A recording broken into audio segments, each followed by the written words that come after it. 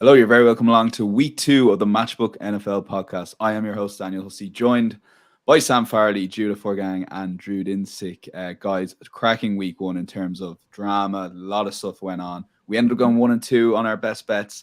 Bit of a losing record, but as Judah is keen to point out, the 2.72 we got on the Raiders definitely helps our ROI there for sure. So plenty happened, Judah, and we'll go straight to you, just specifically on week 1 takeaways. Firstly, you put up 4 bets in the podcast. You went 3-1. You're definitely our MVP for week 1, so no pressure on you. But yeah, looking at the week 1 in general, a lot of crazy low scoring. I think I heard somewhere early games are 8-1 went on the under, so it's definitely was an under weekend for sure. Yeah, something like that. I mean, I guess it can only go downhill from here if we start 3-1, but hopefully we keep it up. Yeah, unders for sure were in play, but even just looking at an absolute level, like using expected points added, an offensive efficiency metric, this was the lowest week 1 scoring since 1999, or at least even before that.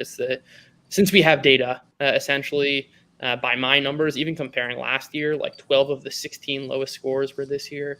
I'm curious how much of that is kind of rookie quarterbacks that previously would not be starting, thinking of guys like Andy Dalton or Jameis Winston who don't have jobs, and instead teams or even Gardner Minshew, teams are turning to the Anthony Richardson, CJ Stroud, Bryce Youngs of the world right away. I wonder how much kind of that plays a role in the scoring environment. And also just generally, we haven't really had particularly good quarterbacks come out of the last 3 drafts. I'm really thinking like Trevor Lawrence is the only like really legitimate good NFL starter. I mean, certainly there's a case for Brock Purdy there, but there haven't been many good quarterbacks. And if we're talking about good teams, I mean, like the cheat code in the modern NFL is a good quarterback on a rookie deal. And we don't really have too many teams like that. And I think that's a new and interesting landscape that will be very interesting to kind of see it develop over the course of the season. Yeah, definitely one to watch on the scoring wise. Sam, a little bit of advice for people that are taking in week 1, maybe looking at what teams are setting up, what wide receivers they're going to, that sort of thing. What would you advise to people heading into week 2 and beyond?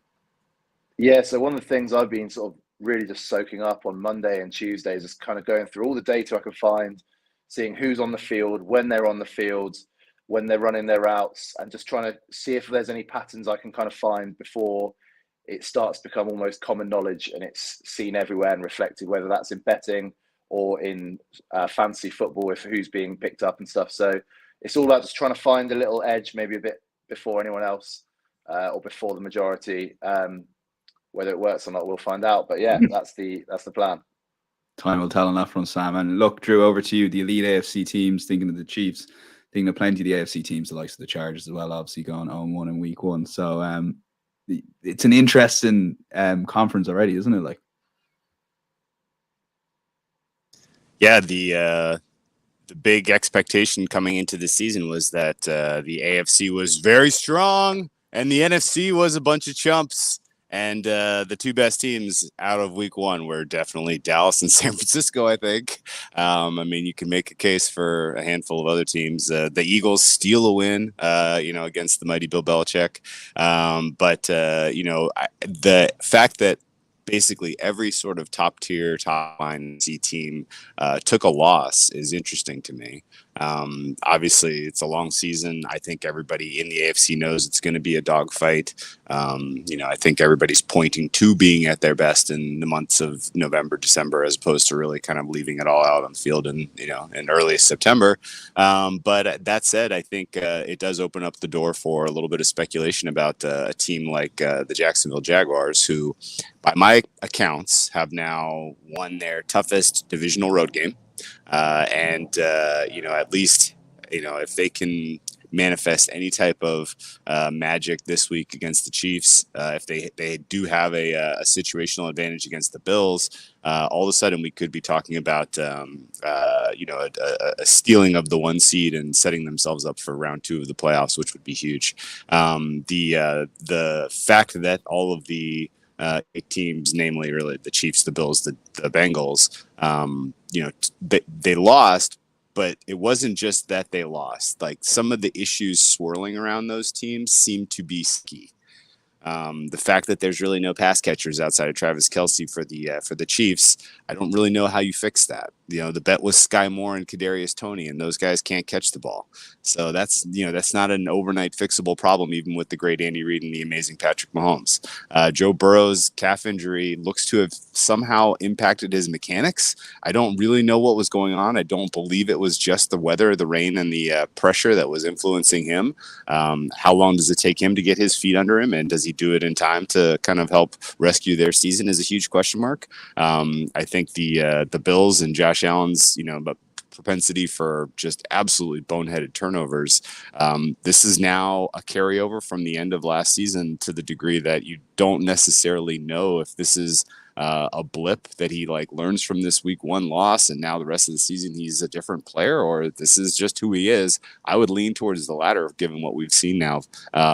Since he's been sort of separated from Brian Daboll, this has been an increasing problem for him. So I think that it's fair to wonder if there are the rating we had on the elite AFC teams was fair because they do all seem to have pretty meaningful problems. I may be just talking myself into there's some equity in my Jaguars positions. That's entirely possible. But I went through the futures pretty carefully. And I'm ready to make some cases for some of the, some outrageous things to happen in the AFC right now. Wow. Chargers winning the West all of a sudden seems like maybe more realistic than I thought heading into the season. The entire AFC East being upside down. We already have one quarterback gone. Tua is a huge question mark about long-term longevity. And we already talked about Josh Allen. So are the Patriots live at 9-1? These are the kind of questions that are swirling right now for me, because I feel like some of the expectation of what we were going to get from these AFC teams is already being really, seriously challenged. Yeah, it's only week 1, but yeah, if there's a change in the guard with the AFC versus the NFC, we'll make it a fascinating Super Bowl race. People are already talking about the 49ers and Cowboys for the conference championship. Will be interesting to see how that all plays out. Before we get going, we will be running the same £50 NFL free bet on Matchbook competition. All you have to do is comment on the YouTube, anything you want. If you want to put in your best bet there as well, it might help your case. Congratulations to Tom Pugh, who won that last week as well. And shout out, as we already mentioned, to Judah going 3-1. The guy to follow this week, Judah, so no pressure on him. So maybe Drew and Sam will come out of their shell a small bit with the pressure off. But insights.matchbook.com. We see you guys all heading there for your full recap, particularly around Red Zone Sunday. Do check that out and do hit that like button and subscribe to the YouTube channel for free. We will get going. The 4 games we're going to cover, incidentally: Packers, Falcons, Chiefs at Jags, Jets at Cowboys, Dolphins at Patriots, any other week 2 bets, and week 2 best bets. Check out the description for full timestamps there as well. We'll go to Packers at Falcons. Take a look at the betting that we have on matchbook.com. You can currently back the Packers 1.85 on the money line favorites. The point spread sees the Falcons get a 2-point head start. And the total here is 40.5. A little bit shaded towards the under, but pretty 50-50. So look, Sam, we'll go to you for this one. You bigged up the Green Bay Packers week 1 and they delivered for you.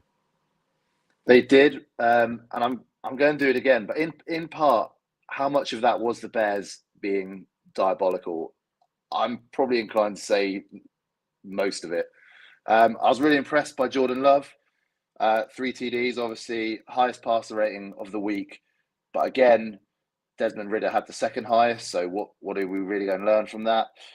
But what I find most fascinating really is the Falcons. I thought defensively really, really good. It's going to be a huge test for Love this week. But I think from what I saw, I believe he can step up. I just don't know really what the Falcons are doing on offense. Obviously, they got the win, but the player usages were all over the shop. Desmond Ridder, I think, what was it, one target, no receptions. Sorry, not Drake London even.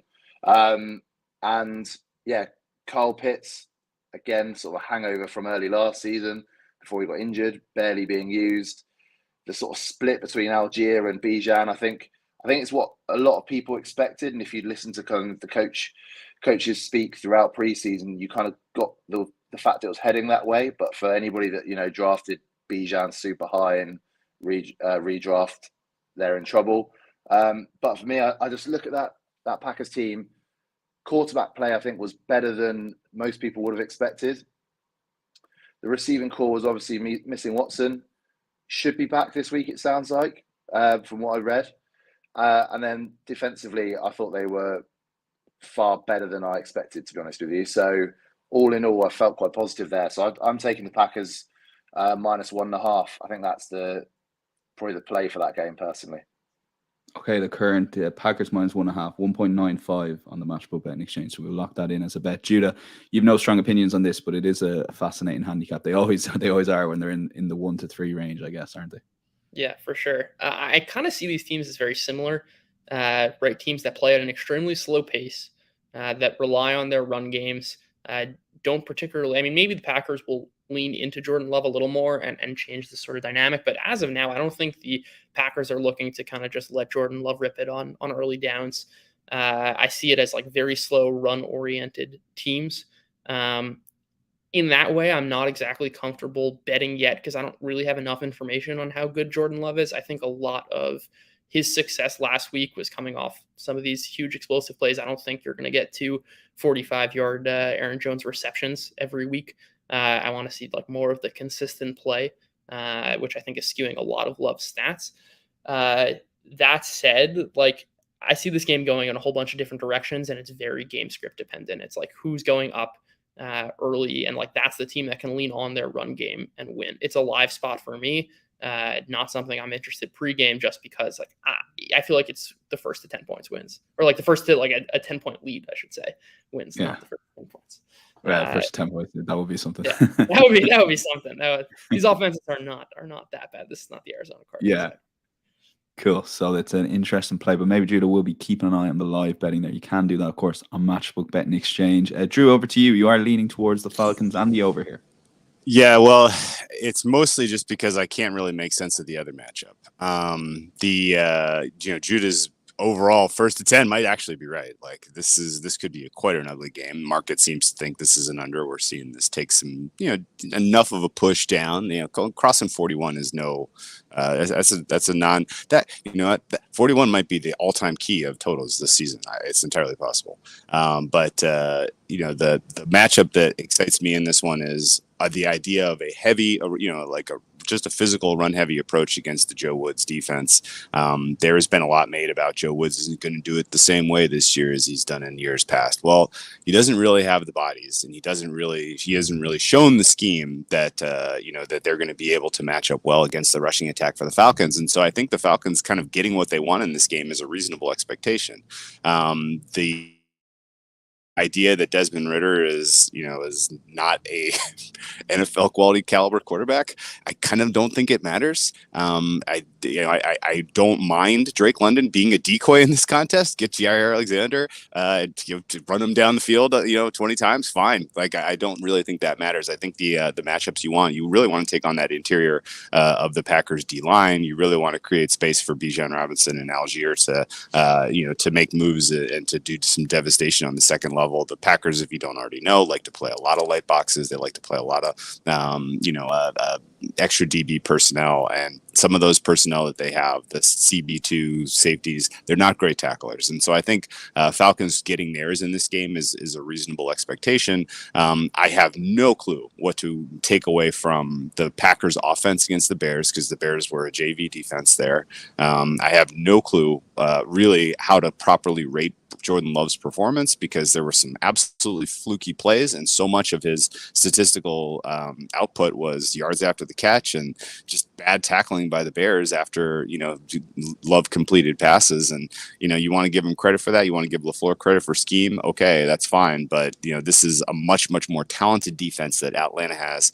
And then the flip side is I kind of came into this season wanting to bet on Atlanta's defense just because my personnel ratings were, this is a good team. And I bet on the Falcons week 1. I bet on the team total under for the Panthers week 1, largely expecting that it was, Falcons defense was going to keep them in check. It was a little dicey, honestly. If they don't get 3 turnovers and 2 4th down stops, like that's probably a pretty 3-point-ish game, and it probably goes over the total. So I've lost a little bit of my nerve that this Falcons defense is some game-changing unit. However, I do think that with the injuries that Green Bay is dealing with, namely questions about Quay Walker going, questions about Aaron Jones's fitness, Christian Watson's fitness, Romeo Doubs' fitness. Like if this is a game where it's literally like, hey, Jesse Bates, go lock down Luke Musgrave, then all of a sudden I'm feeling pretty decent being on the side for the Falcons. So I haven't made a bet on this play yet. I was waiting for, kind of trying to find the inflection point on Falcons money line here, because there's, just in general, a lot of Packers enthusiasm in the market. And if I don't get the kind of a plus 120, 2.2 type of money line opportunity on the Falcons at a full stake, then I think I'm going to end up playing their team total over. Okay, so no official bet from Drew yet. He's leaning Falcons, leaning over. And again, all these notes will be about Matchbook Insights. So we're going to lock in Sam's bet, Packers -1.5 as the first bet on the card there, Sam. So yeah, you are one of the people hyping up the Packers that Drew alluded to in the market. So we will see how that plays out. We'll go to the second game, which is a big game for Drew's future markets for sure. Drew always seems to get himself in these situations every year that there's a big game on the line early doors for his futures, but we will see how it plays out. Chiefs are favorites on the money line, 1.62, Jags 2.48. Jags getting a 3-point head start, and the total here is 51. I'll go to you on this one, Judah, first, because you do like the Chiefs.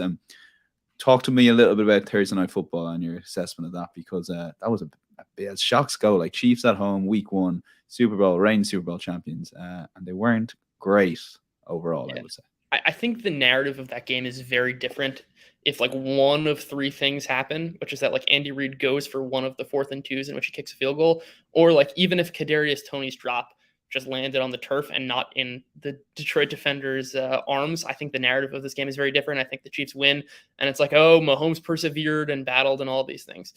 The thing about, and I might disagree with you a bit here, Drew, about drops and stuff of that sort, is like those things are very, very fluky and not sticky from week to week or year to year. Kadarius Toney's not dropping three balls in a game. Again, I'd be shocked if that sort of thing happens. He had 3 drops in all of college. I don't think like that's something that just magically started happening to him. Jamar Chase also dropped like 4 passes in the preseason, and we all know what happened there. All of which is to say, first off, I think Kelsey's going to be back. There's certainly a bunch of optimism there, and he certainly wants to be on the field. I think Chris Jones should likely be back, which should solidify the defense. But ultimately, what this comes down to is like, I have a simple rule. When Mahomes is quarterback, Chiefs the head coach, if the market is, pricing in some discount on the Chiefs, so long as those 2 are in place, I'm going to bet them. The base rate of success with those 2 guys is just so much higher than everyone else, than any other team in any other combo. They are so much better. And my confidence in their ability to produce is so much higher than any other team in any given matchup. Like, it really doesn't even matter who they're playing. And I have all the faith in Trevor Lawrence. I think Jacksonville's a great play, but ultimately the Chiefs should not be only a 3-point field goal. The Jaguars could enter into the Chiefs tier, but they're not there yet. And until I actually see the Jaguars kind of take that leap, and this game would be a learning experience and one that could kind of elevate them to this next tier. But until they actually make that jump, 3 points is just not enough for the Chiefs, especially if Travis Kelce's back. Mahomes is too good. He can elevate those around him. I don't think we're going to get that like 10th percentile game from the wide receivers again. They're going to be better. That was in the range of outcomes. It was just kind of on that left distribution. I expect the Chiefs to bounce back. They're too good. We have too big of a sample of the Chiefs dominating. I don't see why that's going to stop this week. Okay, Judah, you happy with the -3 at 1.91? We're going to take the -3. Yep. Let's lock it in there, Judah. Good man. Drew, let's leave all the futures aside. And I know at the end of this, you won't have an in-game bet, but if you're just pricing this game, is it about right? Do you take Judah's point that it should be a default bet if Mahomes is the quarterback and the head coach is all there and they have all the tools, the Chiefs? There's only so much they need with Mahomes there that they should be a 3-point favorite. Well, all the tools part matters a lot. The Chiefs' second and third best players didn't play last week. Chris Jones is going to play, and he may matter a lot because Brandon Scherf dealing with an injury. He may not go he's the best interior offensive lineman for the Jags. And Chris Jones could definitely be a disruptor if he's game fit. Don't know if he is, but if he's game fit, then he could be a disruption. Same with Travis Kelce. Travis Kelce matches up against kind of a soft spot in the Jags defense. If you're going to attack them, I don't really want to attack them on the outside because their cornerbacks, I think, are pretty good. But if you have Travis Kelce and you can kind of find the seam on that team, I think you can actually make them pay pretty substantially. So it's kind of not an ideal matchup. In my mind, I was hoping we were going to catch a little bit of injury luck here, but it doesn't seem to be manifesting for the Jags. All that that said, I think the Jags offense can go score with the Chiefs, which is sort of my rubric for, really just evaluating a team in the futures market, evaluating a team in the AFC.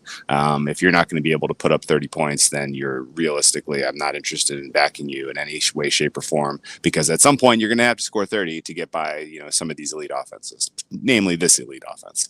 And I think the Jaguars have it. I've loved what I saw from sort of scheme-wise, and the way that they were able to utilize some of the secondary pieces in that, beyond Calvin Ridley. I love what Calvin Ridley does in terms of kind of providing a less, just knocking everyone down the pole one notch to where, your Christian Kirk is on CB2 now. Zay Jones is on a linebacker or a safety. Evan Ingram is on is maybe only single covered. Like Travis Etienne maybe has a little bit more opportunity for yards after the catch. Like all of it just is swirling. Where if Trevor Lawrence is getting the ball out cleanly, this offense is outstanding.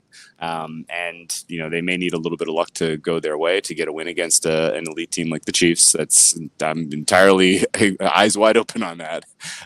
But if they do get this win, then all of a sudden, the complexion of the AFC looks pretty teal and gold to me. So I'm excited to see this game play out. I thought the Jaguars were a little happy to be there in the playoffs last year when they went in the divisional round. And oh, by the way, they were playing the Chiefs coming off a bye at basically full strength in that one. And, they didn't look especially competitive when they were up against Mahomes when he was before he injured his ankle. But I think once they settled into that game, I did like the way that the Jaguars were moving the ball in the Chiefs defense, and the Chiefs defense was playing very, very well at that time. So all told, I have a little bit of optimism here that the Jags are going to get into the high 20s, maybe even the low 30s. And I think they're going to need every one of those points, because there are definitely questions swirling for me about this Jaguars defense. That the kind of key point that I want to bring up here is Chiefs, even with Chris Jones, they still have a very anemic pass rush.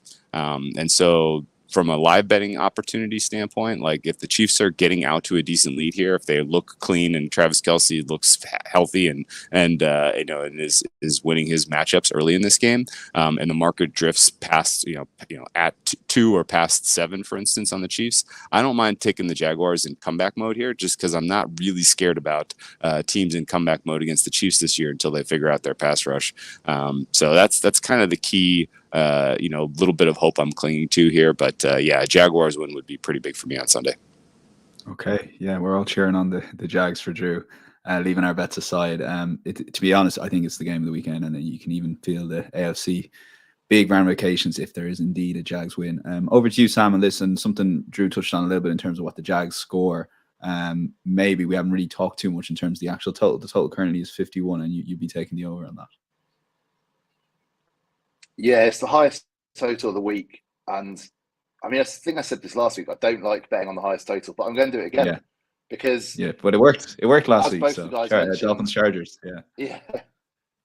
As both the guys mentioned, these are two offenses that could quite easily put up 30 odd points each. That's not beyond the realms of possibility. In fact, I'd say it's probably fairly likely. But I just think the Jags were so efficient last week. Ridley, incredibly efficient. I can see that happening again. The Kelce thing, I'd love to know a bit more about whether he's playing. Every time I go on Twitter, I search Travis Kelce, I'm just hearing about Taylor Swift. So I have no idea what's going on. It's a hard world out there. But for me, these are two high-powered offenses. I'm not super trusting of either defense yet, so why would I not bet the over? Maybe this is chalk, but this is an over for me. Okay, 192 currently. We're going to lock that in over 51.0. And Judah has the Chiefs -3, and we're fingers crossed for Drew and his futures with the Jags. We're going to go to Jets at Cowboys, a big talking point, well, for both teams actually going into this game. But we'll take a look at the betting that we currently have on Matchbook.com. Jets 4.5, big swing in this market. Cowboys 1.24. That's the money line. The handicap point spread sees the Cowboys -9.5 at 1.97, and the total here is 39, in and around 50-50 for that, 39.0. So yeah, Sam, maybe stick with you on this one. For you on a Monday night, did you stay up for Aaron Rodgers? Did you wake up and hear the news? How did you find out about the Aaron Rodgers injury? I didn't, because I had a flight at 6 a.m. So I got early night, woke up the news. And yeah, for a guy that I'm really not a fan, I was just absolutely devastated for him, and just devastated for those fans who waited so long for something good to happen, and this has happened. But I mean, in terms of the game itself, last week I said I wasn't going to bet on that game because I kind of need to see this Jets offense first. And I feel like I almost need to say that again. I need to see a team that goes into the game starting with Zach Wilson to see how that works. I mean, they got the job done, but I don't think that was particularly because of the guy. Well, it definitely wasn't because of the guy under center. Defense, very impressive. But again, as Drew alluded to, how much of that was Josh Allen making some errors that we didn't see him make previously? For me, I'm a little concerned there. But just the Jets, I can't bet on this. I need to see more, because I think in my mind, I'm thinking one team has Zach Wilson under center. The other is the Dallas Cowboys, who've just come off the back of just an outstanding week. It almost feels too obvious. And that's not a place I like to be in a betting situation. So, yeah, I'll be keeping my money warm in my pocket for this one. Yeah, Judah, you're in similar lines, but I guess same question to you. I guess with the American time zone, you were watching this live, but your thoughts initially with Aaron Rodgers. I was just talking to you briefly off air. I can't really think of a bigger injury in all the sports, and I include all the UK sports. Just in terms of the devastation the whole franchise was built towards this big year. Yeah, I mean, I'm from New York. I'm not a Jets fan. I grew up a Giants fan. But I can acutely understand the pain of a Jet fan there, especially as a Mets fan myself. But I thought that game was like the worst possible tease for a Jets fan. It was like everything else about our team. Our run game is awesome. Breece Hall looked incredible. The defense looks absolutely elite. Like the one missing piece, the one thing that like can actually keep this team from being a championship contender is like who they have at quarterback, and they lost it like that. And everything else looked probably better than you could have possibly anticipated. Just truly devastating, I think, for the Jets and their fan base. With regards to this game, it's really tough because the way I am approaching it, I don't see how the Jets have any success on offense. I mean, like this is a crazy mismatch in the O-line and D-line. Micah Parsons is going to be, going up against Dwayne Brown. That's a disaster waiting to happen. All along, there are just a bunch of mismatches from the Jets' offensive perspective, and also like Aaron Rodgers runs a very particular offense that they've been practicing for months now, and it's very developed and acute to his style of play. It's going to be very difficult to kind of just like pivot off to like what Zach Wilson does. Not that I think Zach Wilson can do much anyway, but I think that's like usually we actually see the market tends to underpredict how well backups can perform when taking over for a starter. I don't think that's necessarily the case here. But that said, I can't take 9.5. Like the Jets defense is amazing. I mean, until they like pile up injuries, 9.5 points is just way too much. I don't care who maybe the Chiefs can cover that spread, or I'd be comfortable willing to bet on that number of points. But by every metric, like this Jets defense is amazing. I'm not comfortable laying 9.5 in this spot. Yeah. And over to you, Drew. I want to talk a bit about the Cowboys, but you can, of course, come in on the Aaron Rodgers thing. But Cowboys looked very impressive. I know, like 40-0, or it's a weird scoreline, I guess. But they were very impressive. That's the bottom line in that game. Yeah, I mean, I think you can look at the team, you could look at the depth, and you can pretty easily conclude they should be a top 2 power rated team in the NFL as currently rostered. The thoughts on the Jets, Jets just need 4 turnovers and a punt return touchdown. They're live to win this thing. I don't think that's asking too much. But that kind of goes where I think the right angle is here. And I'll come back to comment on the Rodgers thing at the end here. But there's definitely a signal, I think, in the just kind of the heart and the spirit that you saw from the Jets coming out of the locker room, right? Because week 1, that happens. That goes one of 2 ways. If you don't have like good leadership in that locker room, if you don't already know that the strength of your team is the defense, there can be a little bit of kind of lackluster energy, performance, life in the second half of a game like that. But I thought they rallied well. I thought that everybody basically is not quitting on the season, and the fact that there are a lot of kind of obituaries being written for the Jets, 2023 campaign maybe gives some of the kind of absolute A+ blue chip players in that locker room a little bit extra motivation this week. I don't know that that's enough to get me on a Jets side, but I can absolutely see the case. That they're going to give you a very spirited effort. Meanwhile, Cowboys are coming home as, the conquering champions. And while that was one of the weirder games of the week because it was influenced by special teams touchdowns and some really unusual turnover luck that went one way variance wise. And so, the Cowboys offense hasn't really answered any questions. They didn't really have to do anything in that game. They just had to basically run out the clock in the second half. And this is a real test now. So that's kind of the matchup that I am the most interested in this game. The market right now expects the Cowboys to get to 24 points, but the Jets kind of ought to play keep away. They ought to just lean on their defense, try to shorten the game to the degree they can. They're going to need to absolute max protect for Zach Wilson. I mean, Zach Wilson, Micah Parsons, like that has whiffs of like 3 strip sacks and a couple, the touchdown type of stuff. And so they know that. I think realistically, the idea that they're going to put him in, must pass situations on third and here's where I'm at, right? 3rd and 7. What is Robert Saleh kind of telling Hackett to call? Just run it.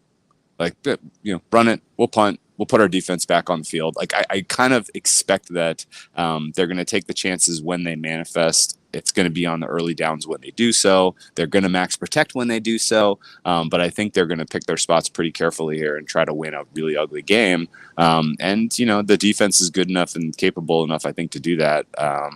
Coming out of week 1, Jets and Cowboys, this is 2 of the top 3 defenses in the NFL along with the Niners. So it's cool to see a game where you have, this high quality defense going head to head. And, if you like NFL football in 2023, get used to defenses.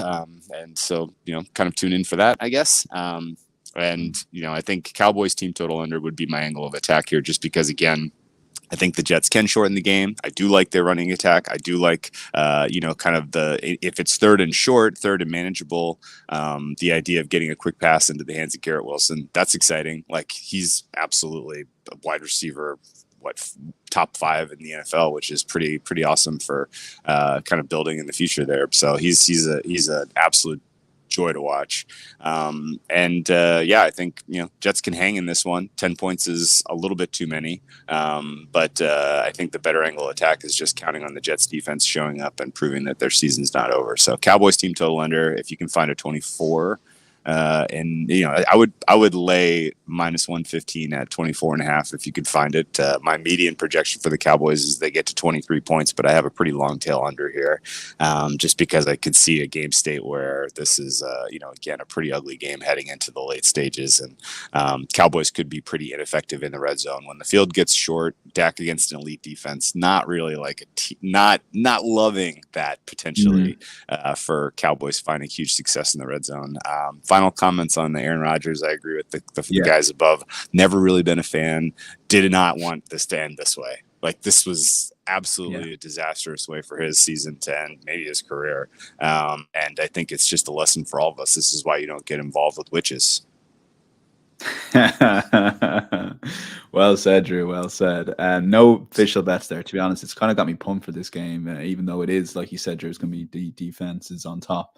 It's pure 2023 NFL. It only seems a couple of years ago we were talking about, 50 all, that sort of thing, the future NFL offense. It's amazing how quickly things can turn, even though we are early into this 2023 NFL season. Sunday Night Football, Dolphins at the Patriots. Producer Ryan's a massive Dolphins fan. Had one over me with the Chargers game of the week last week, but we'll take a look at the betting and see what the guys think here for a bet. And Moneyline currently has the Dolphins on Matchbook.com, 173. The Patriots 2.24. Patriots get a 2.5 point head start, and 46.5 is the total. Over to you, Sam, on this one. And I guess you liked what the Patriots did, and Drew sort of alluded to it there. They could have, after giving the Eagles such a big lead, could have maybe snuck a victory there. Yeah, I was so impressed. I didn't really envisage much for them this year, if I'm honest with you. And this was one of the games in week 1 that totally kind of blew up my ratings on teams almost immediately. The one thing that I didn't take into account that with the Patriots, I certainly should have done is just how good quality coaching can make a difference. And it was phenomenal, genuinely phenomenal. I think the Eagles was certainly not, that was not the Eagles we saw at the tail end of last year.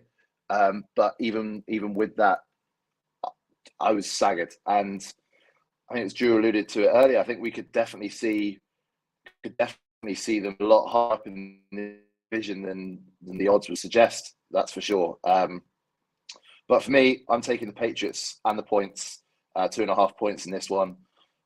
I really liked what the Dolphins did last week, but I don't know, this Pats team just has something. Mac Jones, I can't believe I'm saying it. He has something. It just looks so efficient, so well drilled. The defense, we know what he's like with his defense. The Patriots always good.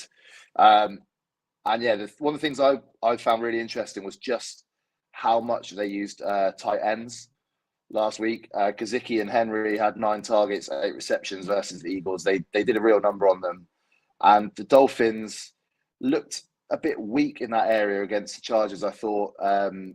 Gave up a lot of how many receptions was it in the end? I can't remember, but they gave up a reasonable amount, 40-odd yards and a touchdown as well.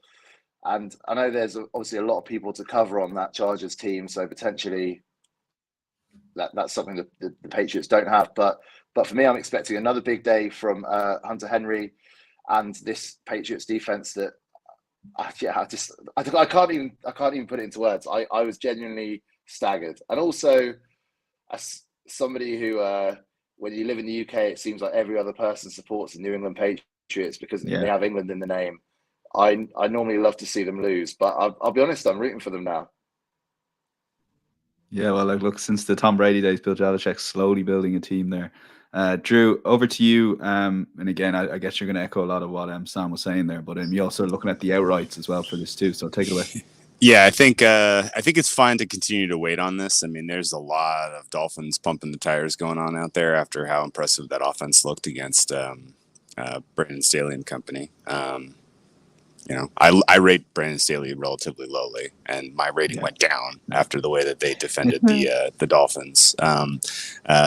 And I would expect much better from Belichick in this contest. And in fact, Mike McDaniel, maybe he has the answers for what Belichick is trying to do from a scheme standpoint. But the personnel for the Patriots on the defensive side of the ball are excellent. They are absolutely as well in the top 5 discussion, although just strength in terms of star power and pass rush, I would put the Patriots a notch below the 3 we've already talked about. That said, this is an awesome matchup for them to generate substantial pressure to really kind of force the Dolphins to do things the hard way. And the Dolphins have elite speed. The Patriots can match that speed. And I think that makes this a pretty fair contest head-to-head, which then opens the question, well, can the Patriots score? Vic Fangio Dolphins defense was not what we were promised, and it is pretty straightforward what plan A ought to be to attack that defense, and Patriots are actually relatively well rostered to do that. So I think the Patriots are 100% live in this game, and the angle of attack is just try to let the market settle down as people kind of get their kind of cool their jets on the Dolphins being this elite team now, and then grab some Patriots money line. I actually like a split stake here between Patriots money line and Patriots to win the AFC East. We mentioned kind of questions about the Bills from the turnover standpoint. Did not mention that I am way cooler on that defense than I thought I was going to be. That has like top 5 personnel, but boy, oh boy, were there a bunch of major issues that I saw when I rewatched that game. And I think the Bills in general are a lot more vulnerable than I realized in a lot of regards. We already talked about what's going on with the Jets. The Dolphins, of course, Tua's, was amazing, and as long as he's healthy, will remain likely in the MVP discussion. But 17 games is a long season. and expecting him to perform, to be available every game, I think is asking a lot, which does open the door for the Patriots to potentially steal this division if they can get to 10 wins. Why I like the bet now even more, because this is a coin flippy game in New England, and you look what's next on their schedule is Patriots Jets. I don't think the Jets are going to have time to get another quarterback in there before they play the Patriots. So we really actually get to see Belichick against Zach Wilson one more time for old time's sake. Didn't think we were going to get that, but we do. So Patriots, if they can get 2 division wins this week and next week, I think that 9-1 probably moves into the 3-1, maybe plus 250 range, kind of depending on what happens with the Bills. I know a lot of people are buying Bills this week. A lot of people are kind of making the case that this is the entry point for them, and that was a fluky loss. But the warning bell alarms are going off at like 5-alarm fire in the back of my head about that team, the way that they showed out, considering the situation they were in. Yeah, Patriots 10, Jets 3 could be another one of them in it next week. That's Pat's money line. Judah, make the case for the Dolphins there, because I've not just heard Drew, other bettors looking towards taking the Patriots here and thinking they're Dolphins, for want of a better way of describing this, might be a tad overhyped from their win against the Chargers. Yeah, I think this might be my favorite bet of the week, actually. I'm going to fade all of the Patriots defense is really great. Like, we had a whole summer to basically say what we thought the Patriots were, and that was like a pretty bad offense. And like the defense could be like above average to good kind of thing, but I would put them in the like 5 to 15 tier. And it's just like, okay, they played the Eagles really well.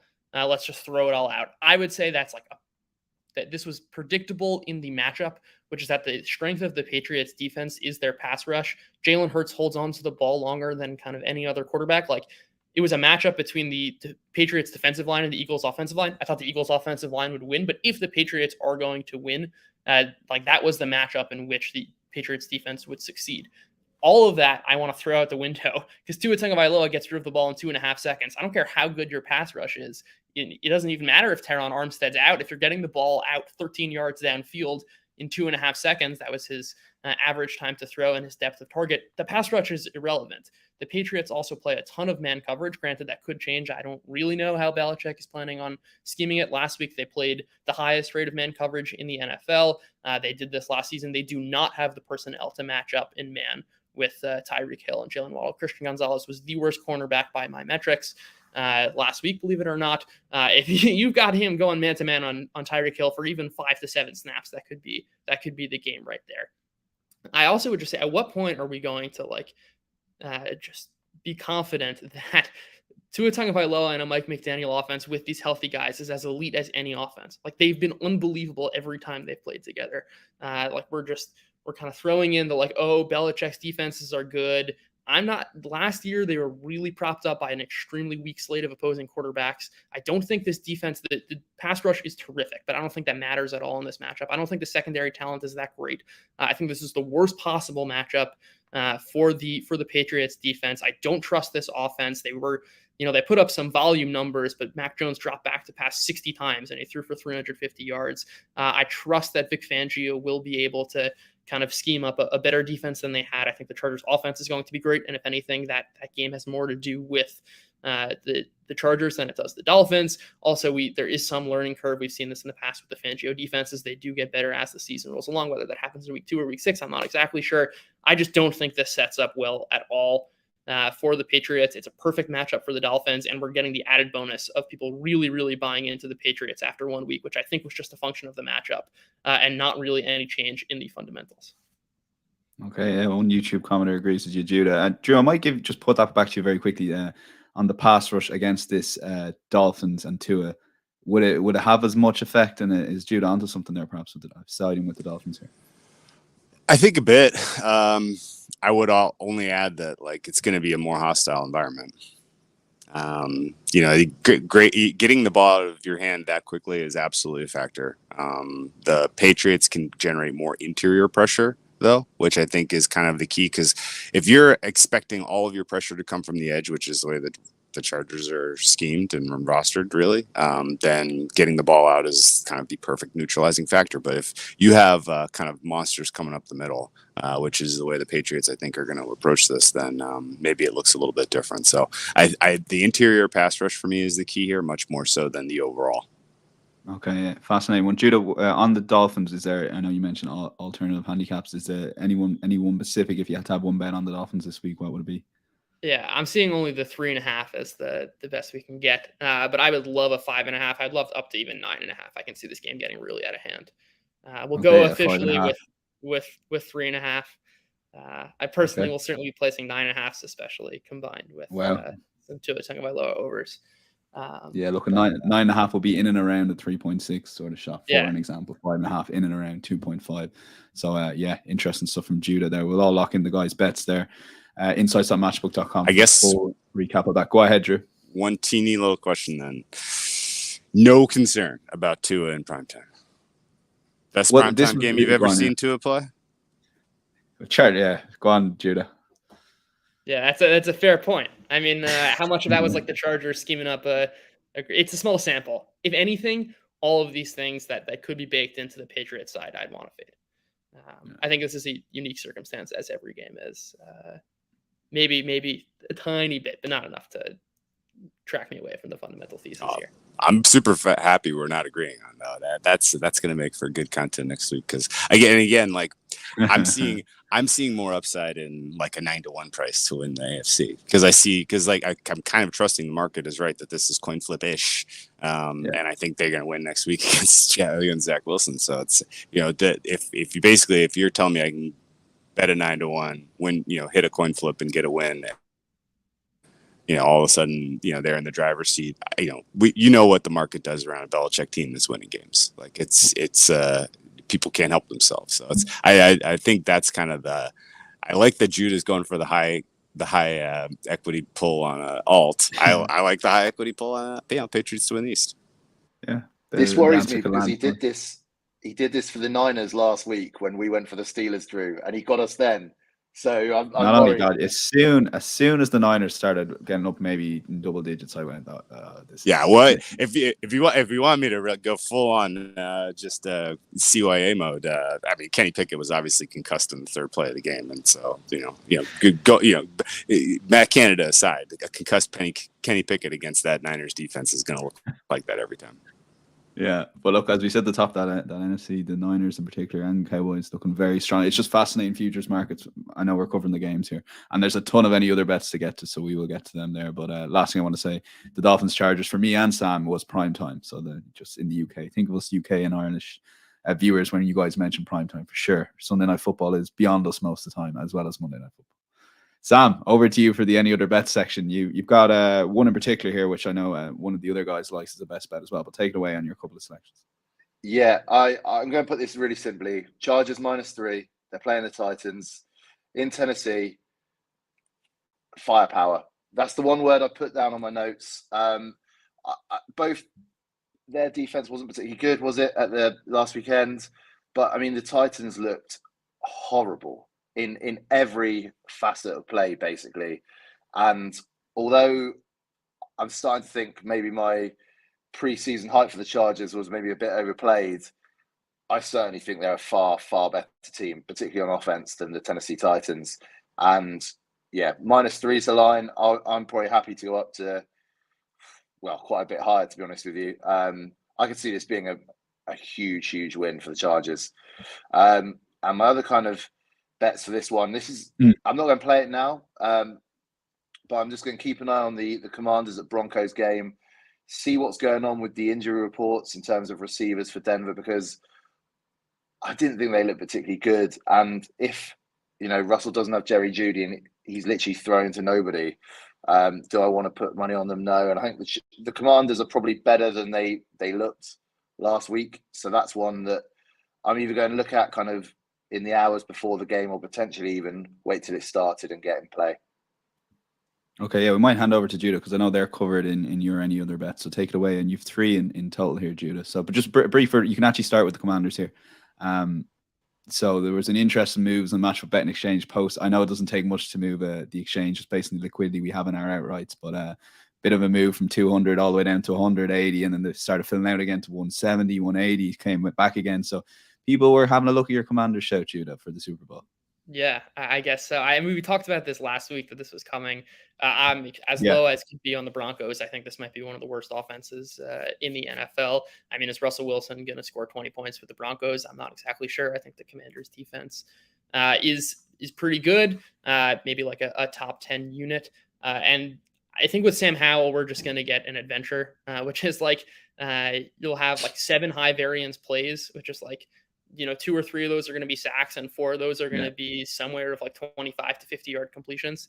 I think on the right side of variance there, the Commanders can really put up some gaudy offensive numbers. And that sort of thing matters when you're playing up against the team that is not going to score, right? If the Commanders just get 2 or 3 of these kind of deep plays, which I imagine they will, especially with Sam Howell's tendencies, I specifically like that. And even if not, I think these teams profile very similarly. I'm not sure the Broncos defense is any better than the Commanders. And these offenses are both massive question marks. I think the Commanders just have some sort of upside. For other plays, I got to kind of hold my nose a little bit here. My numbers actually had the Bears as the better team than the Packers, believe it or not, by a significant margin, and also the Vikings as a way better team than the Bucs. I think that for anyone watching, that was a lot of bad turnover luck for the Vikings. If the market is going to move kind of on the accord of those results, I'm going to have to just hold my nose, bet the Bears money line here. It is such a discrepancy in my numbers. I just got to take it. And last, I mean, my hottest take, I wanted to jump in earlier. My hottest take I had before the season was that I think the Bills are going to miss the playoffs. Drew was talking about kind of the alarm bells ringing after week 1. I had the alarm bells ringing, the second half of last season through this offseason. I think the defense is not particularly good. Since they lost Von Miller, this has been a below average unit. The Josh Allen, I thought maybe okay. The elbow injury might have to do with this. They really, really lack secondary weapons. Stephon Diggs is getting older. I don't think he is going to continue to get better. If anything, he's fallen off a bit, and they really don't have anyone else aside from him. Dalton Kincaid could blossom into a good player, but you just can't expect much from rookie tight ends. And again, the same play as we had last week with the Raiders offense. I think this is a pretty good offense. Last year, they were top 10 by most efficiency metrics, and I don't think the delta between that offense last year and in this offense this year is much, if anything, at all. And so long as the market's going to kind of price down to this Raiders team, I'm going to buy. It's a two-sided play here. I might even be comfortable taking some money line. It wouldn't be crazy to me. If the Bills are really as bad as I think they can be, with a little bit of variance, this game could turn the Raiders' way, especially at the prices they're currently priced at. Raiders 4.7 on the money line. I had already checked it, Jude. I got ahead of time there for you. Just one to keep an eye on there. Just on that, Josh Allen, there was one of the sacks he took. He just didn't look to me like an elite quarterback. All of a sudden, it was almost like something switched from watching him for all these last couple of years, which he's been insane. So it's interesting. That's just 1 week, Drew. But I'll let you have a quick chat about that, and then you've got 4 bets. So producer Ryan will just follow your lead. So you take it away. Yeah, I mean, my working thesis is there was just a really special synergy between Dable and Josh Allen, and the afterglow lasted for portion of last season at the beginning, and it got increasingly less. He went increasingly back into sort of a player that is just doing what he wants to do, and is not working out of structure anywhere close to the same level we saw from him in the Dable campaigns.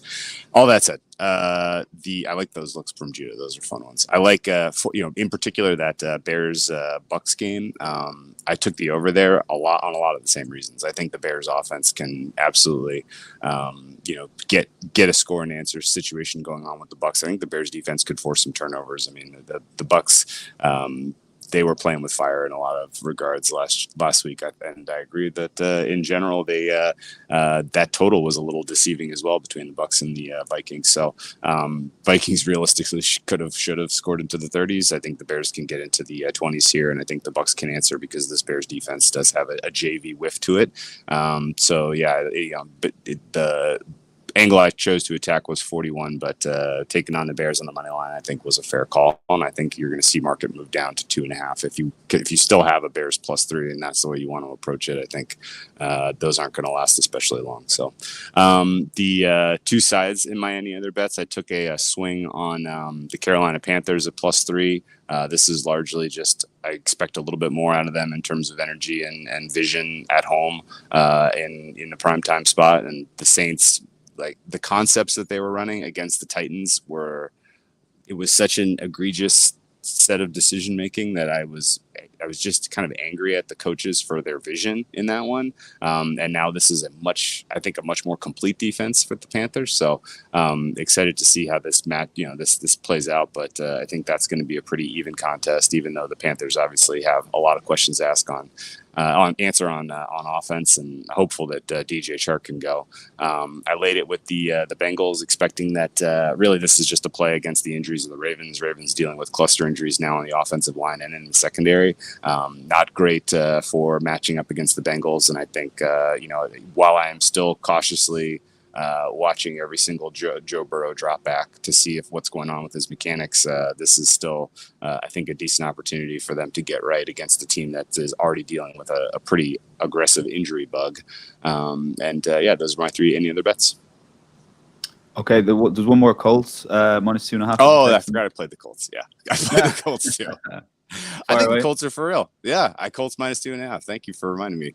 I think the Colts are for real. I think the Texans are in a little bit of trouble here. Texans themselves dealing with an injury bug on the offensive line. Colts defensive line looked a heck of a lot more alive than I expected. Colts secondary not as bad as I expected against the Jaguars. So maybe they were just the beneficiary of some fluky turnovers, and I'm going to have to rethink backing a Colts team with this defense on the road. But it still looks like the game's moving awfully fast for CJ Stroud. So with the offensive line in front of him until they get healthy, I think they're a bet against. Okay, yes, the four there. Bengals -3.5, over 41 with the Bucks. Panthers +3 and Colts -2.5, and all prices taken, etc. Will be available Matchbook insights from Thursday, so you can see exactly the price the guys are playing in and around and the line they're taking, because obviously come Sunday when you're reading, perhaps that moves, and then you guys, it's up to you to make that adjustment. Sorry, excuse me. Best bets records coming across the screen there, with Judas +33.71 if you had a £20 stake on each, with 2% commission. You'd only be down -£6, so it does show you the power of getting that extra bit of juice, Judas. So thank you for that on behalf of Sam and Drew. And Sam, you're going completely against Drew with the Saints, so make the other case of why you're laying the points with the Saints -3. Yeah, I kind of toyed with this and the Chargers -3, which one was the best bet, and I've gone for the Saints -3 purely because I thought the Panthers looked poor offensively. In terms of the offensive line, I thought they looked poor. Bryce Young didn't look as good as I hoped. It doesn't help having that line in front of him, obviously. And the Saints defense, I think, whilst they weren't the team that we've seen in the past, they still picked Tannehill off 3 times. Young gave up some, I think it's 2 sloppy interceptions in the end last week. And ultimately, I just feel a bit more confident that Derek Carr is just going to be able to, move the chains, slowly get this team down the field, and ultimately get in the end zone. I think the defense will probably do a good enough job just to keep the Panthers at bay. So I'm not expecting this to be a fun game by any means. It's not one of the ones I'd be choosing to watch. But I think in terms of betting perspective, Saints -3 is one of the better plays of the week. Okay, take your pick, whatever argument you fancy. Saints -3.0, 1.92. Judah, I have a Bengals fan, May, who's a lot of futures on Bengals, and obviously that was a bit of a shit show week 1. Tell him why he should be laying the alternative 5.5 here against the Ravens, please. Yeah, I will say, I do have to say, I think Dolphins is my favorite bet, but my second favorite is probably the Bengals at 5.5, and a lot of this has to do with still kind of baking in preseason priors. But ultimately, I think this week 1 was very much in the cards. I think the Browns defense, I'd put them in the top 5, if not the top 3, especially. And given the conditions, this was all kind of in the range of outcomes. Nothing's fundamentally changed about the Bengals. They did this last year. We know what they're capable of. The Ravens, I'm a little concerned about this offense.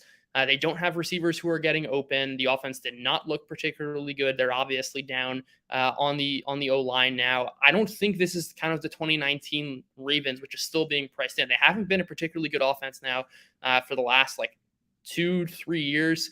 I don't see how that's changing. And defensively, again, I think they're coasting a lot on reputation.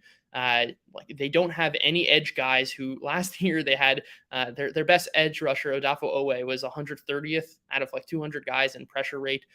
They don't have, maybe he takes a huge step, but still there's really no depth there. And I think that's very important in a matchup against the Bengals, whose weakness, of course, is on the offensive line.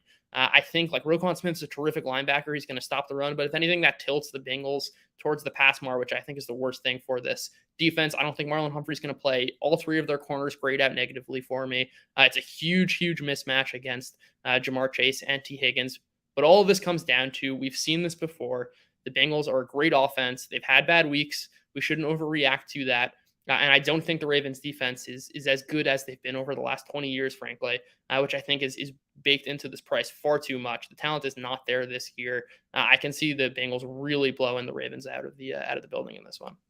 Okay, yeah, it almost feels like Judah has stopped himself at 5.5, and he could have kept going. -5.5 best bet, 2.46 official best bet, but is probably what he likes the most is the Dolphins there. I think Drew and Sam talking about, and the Patriots just kind of made him more into the Dolphins, Judah, so fair play.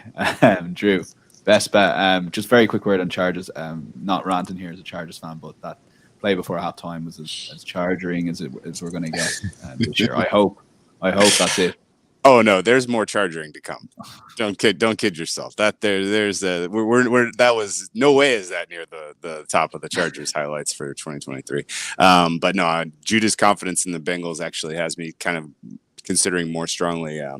Bengals to win the Northrop prices right now are plus 250. A convincing win over the obviously they're 0-1 against the Browns, but nothing that I saw from Deshaun Watson to me spells Browns consistently being successful on offense this season. So, top 5 defense, fine. That perfectly fine to round out top 5 in my opinion. But that offense is woeful. So very, very interesting angles. The Chargers at -3 is my play here, and this is a two-way market. There's been some Titans action. I don't know why, but keeping in mind that I'm coming off of a best bet that not only was probably one of the worst picks of the board, but got significant market resistance after we talked about it.